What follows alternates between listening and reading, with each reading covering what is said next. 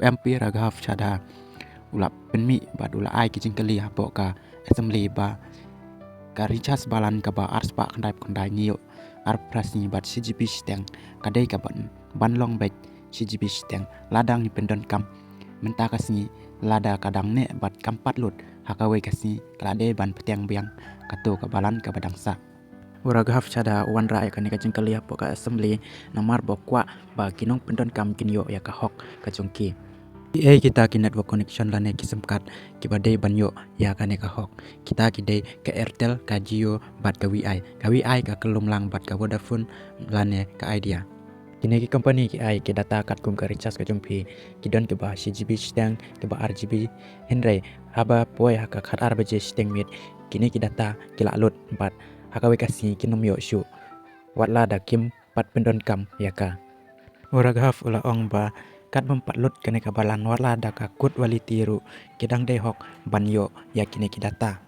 Mobile phone recharge कराता है तो उसे अपने रिचार्ज प्लान के हिसाब से डेली की डेटा लिमिट मिलती है 1.5 GB 2 GB या 3 GB प्रतिदिन। लेकिन ये डेली की डेटा लिमिट जो होती है रात 12 बजे समाप्त हो जाती है जैसे ही दिन खत्म होता है और ये अनयूज डेटा जो है ये फोरफीट हो जाता है, ये अगले दिन रोल ओवर या नेक्स्ट डे कैरी फॉरवर्ड नहीं होता है। Uraghav ula ongru kane ka jing recharge balan kalong kum ka jing them pnyang hapo kali lada phithep silitar phipendon kam tang stiang kam dei ban lut hapor steng mit henry kane kam pnyang kadang don ka ju hi haka wei pat kasniro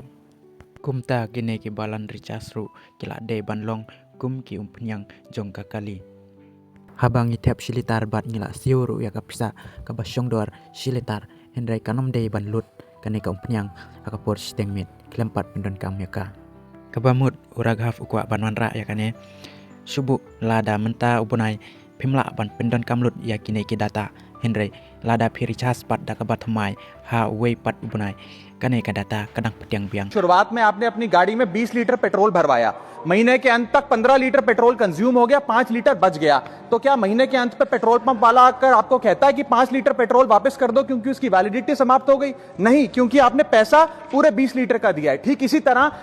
जितने डेटा का पैसा हमसे लिया जाता है उतना डेटा हमें यूज करने दिया जाए, वो एक्सपायर ना हो। ये हमारे मेहनत के पैसे से खरीदा गया डेटा है। और सर चालाकी देखिए, आजकल के रिचार्ज प्लान्स में डेली की डेटा लिमिट होती है, मंथली की डेटा लिमिट नहीं होती।